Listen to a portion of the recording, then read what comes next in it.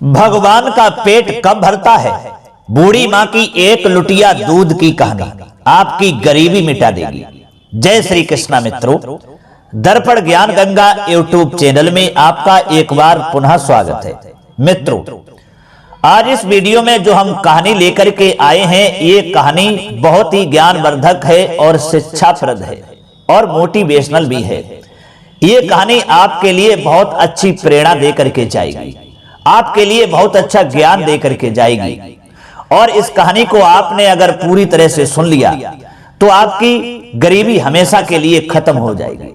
मित्रों, इस कहानी का आज का टाइटल है, जो टाइटल बहुत ही सुंदर है।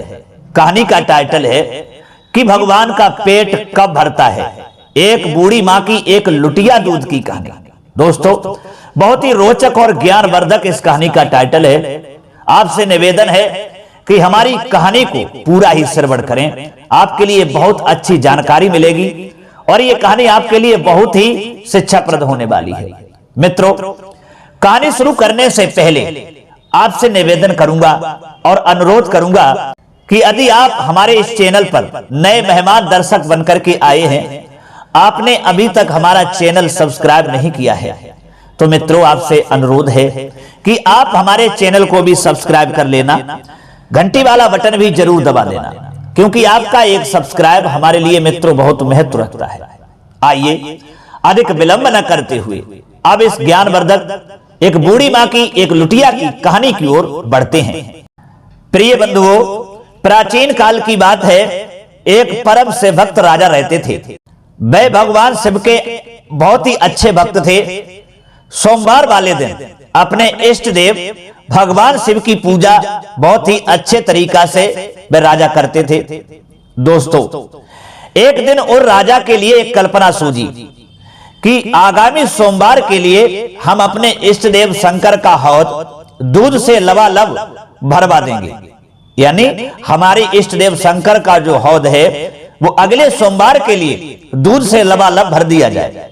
दोस्तों, हौद काफी गहरा और चौड़ा था। उन्होंने प्रधान के लिए बुलाया और प्रधान से सलाह की, मंत्रणा की और प्रधान से कहा कि प्रधान, पूरे शहर में ये सूचना भिजवा दो, घर घर में ये खबर करवा दो कि अगला जो सोमवार आ रहा है उस सोमवार के लिए सब लोग अपने अपने घरों से सारा दूध लेकर के आएंगे और इस हौद में डालेंगे। हमें अपने इष्ट देव शंकर का हौद पूरी तरीका से दूध से भरवाना है। एक बूंद भी दूध कोई भी अपने घर में ग्वाला या कोई भी नहीं रखेगा, ये हमारा आदेश है। मित्रों, प्रधान ने लगे हाथ ही डुग्गी पिटवा दी। इधर जब सोमवार आया, सोमवार को सारे ग्वाले शहर का पूरा दूध लेकर के मंदिर चले आए। हौद भरना उन्होंने आरंभ कर दिया। राजा की आज्ञा है और जो इसका उल्लंघन करेगा, इस आज्ञा का पालन नहीं करेगा, वह कठोर दंड का भागी होगा। इसलिए दंड के भय से सभी जो ग्वाले थे अपने अपने घर से सारा दूध लेकर के हौद भरने के लिए मंदिर पे चले आए। एक बूंद भी किसी के लिए भी घर पे दूध नहीं छोड़ा। प्रिय बंधु, सारे ग्वाले घबरा उठे थे। उस दिन किसी ने घूंट भर भी दूध अपने बच्चों के लिए नहीं पिलाया। कुछ ने तो बछड़ों को गाय के मुंह में लगाते ही छुड़ा दिया। और दोस्तों, जब दूध आया और हौद में छोड़ा गया, हौद थोड़ा खाली ही रह गया, हौद पूरा नहीं भरा। राजा बड़ी चिंता में पड़ गया। इसी बीच मित्रों, एक बुढ़िया आई, बूढ़ी मां आई। बूढ़ी मां भी भगवान शिव की भक्तिन थी। भक्ति भाव से उसने लुटिया भर दूध चढ़ाकर भगवान से कहा कि शहर भर के दूध के आगे मेरी लुटिया की क्या औकात है, क्या बिसात है, बहुत थोड़ा दूध है। फिर भी भगवान बुढ़िया की श्रद्धा भरी ये 2 बूंदें स्वीकार करो। दोस्तों, इतना कहने के बाद में दूध चढ़ाकर बुढ़िया बाहर निकल आई। सभी ने देखा कि भगवान का हौद एकाएक भर चुका है। दोस्तों, तब सैनिकों ने, नौकरों ने राजा से जाकर के कहा कि एक बुढ़िया के एक लुटिया दूध डालने से हौद पूरा भर गया और पूरे शहर के ग्वाले दूध लेकर के आए, लेकिन हौद पूरा नहीं भर पाया। दोस्तों, राजा ने जब ये शब्द नौकर का सुना, बुढ़िया के बारे में जाना, तो राजा के आश्चर्य का ठिकाना नहीं रहा। इसी तरीका से जब दूसरा सोमवार आता है, दूसरे सोमवार को राजा ने फिर वैसा ही आदेश दिया और गांव भर का दूध महादेव के हौद में छोड़ा गया। फिर भी दोस्तों वह हौद खाली रहा, हौद नहीं भर पाया। पहले की तरह बुढ़िया फिर आई और उसकी लुटिया का दूध छोड़ते ही हौद भर चुका था। उसने फिर भगवान शिव से कहा कि प्रभु, गांव भर के दूध के आगे हमारी एक लुटिया दूध की क्या औकात है, फिर भी हमारी ये 2 बूंदें हमारी दूध की आप स्वीकार करें। इतना कहने के बाद में जब बुढ़िया ने दूध छोड़ा और छोड़ते ही वह हौद भर गया। राज सेवकों ने राजा को जाकर के सारा वृत्तांत सुनाया। राजा का आश्चर्य उत्तरोत्तर बढ़ता ही चला गया। राजा विचार करने लगा, अब की बार मैं खुद देखूंगा, खुद वहां उपस्थित रहूंगा और देखूंगा कि बुढ़िया लुटिया भर दूध लेकर के आती है और हमारे हौद में डालते ही वो हौद भर जाता है और पूरे शहर के ग्वाले अपने अपने घर का दूध ला करके डालते हैं और फिर भी हौद नहीं भरता है। इसका कारण क्या है? कहीं ऐसा तो नहीं है कि बुढ़िया जादू टोना करती हो। इसलिए अब की बार मैं खुद ही उपस्थित रहूंगा और उपस्थित होकर के इस रहस्य का पता जरूर ही लगाऊंगा। ये राजा ने दोस्तों निश्चय कर लिया।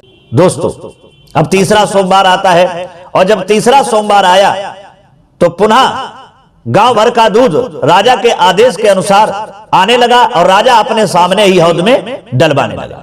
सारा गांव का दूध डलवा दिया लेकिन हौद खाली ही रहा।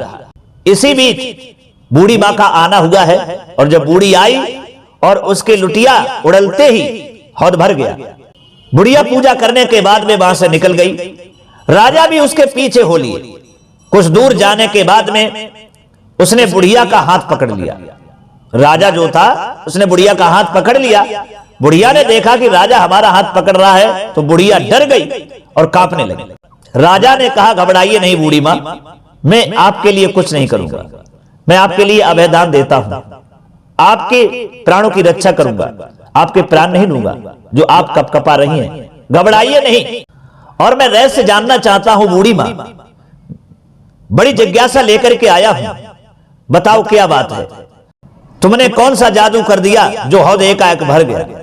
अरे 2 सोमवार निकल चुके हैं और मैंने पूरे शहर के घर घर का दूध मंगवा करके अपने इष्ट देव शिव का हौद भरवाना चाहा, लेकिन वो हमारी इच्छा पूरी नहीं हो पाई, मेरा हौद नहीं भर पाया और तुम्हारी एक लुटिया दूध से हौद भर गया। इसका क्या रहस्य है? क्या आपके अंदर जादू टोना है या क्या आपने जादू कर दिया है? आपकी एक लुटिया से हौद कैसे भर जाता है? मित्र, तब बुढ़िया ने कहा, बेटा जादू वादू तो मैं कुछ नहीं जानती हूं, लेकिन हाँ घर के बाल बच्चों ग्वाल बालों सभी को पिला करके बचे दूध में से एक लुटिया लेकर मैं आती हूं। सभी को तृप्त करके शेष दूध भगवान को चढ़ाते ही वे प्रसन्न हो जाते हैं, भाव से उसे वे ग्रहण कर लेते हैं और हौद भर जाता है।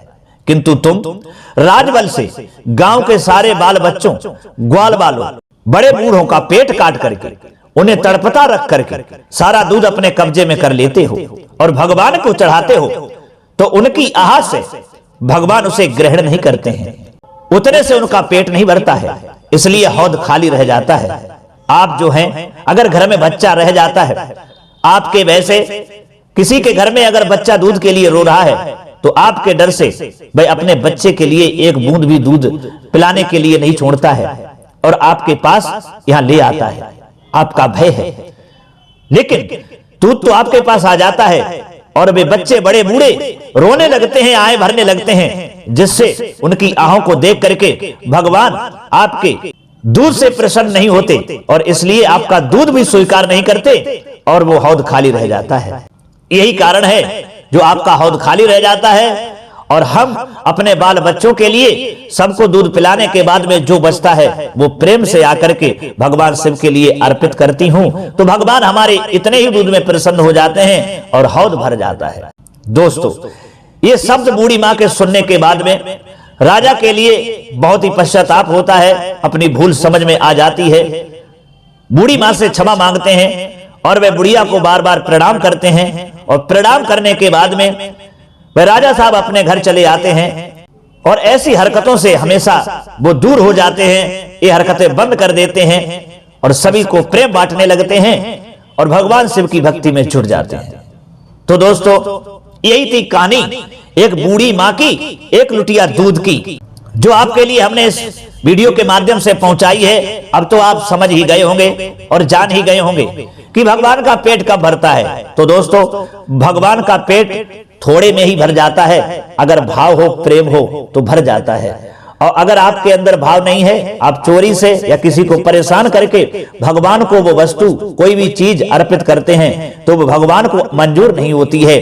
इसलिए आपकी भक्ति वो निष्फल हो जाती है, आपकी भक्ति भगवान के लिए मान्य नहीं होती है। और जो अपने परिवार का पालन पोषण सही तरीका से करते हैं, उसके बाद में बचा हुआ रतन भगवान को अर्पित करते हैं, तो भगवान तो उतने में ही प्रसन्न हो जाते हैं। भगवान ये नहीं कहते कि मैंने तुम्हारे लिए, तुम्हारे परिवार को पालन पोषण करने के लिए भेजा है और तुम अपने परिवार को, अपने बच्चों को तड़पता हुआ छोड़ करके और वो वस्तु लाओ हमें अर्पित करो, तो वो वस्तु हमें मंजूर नहीं है। पहले अपने परिवार का, अपने बच्चों का पालन पोषण करो, उन्हें खिलाओ पिलाओ, बच जाए तो हमको अर्पित करो, बस वही हमें मंजूर है।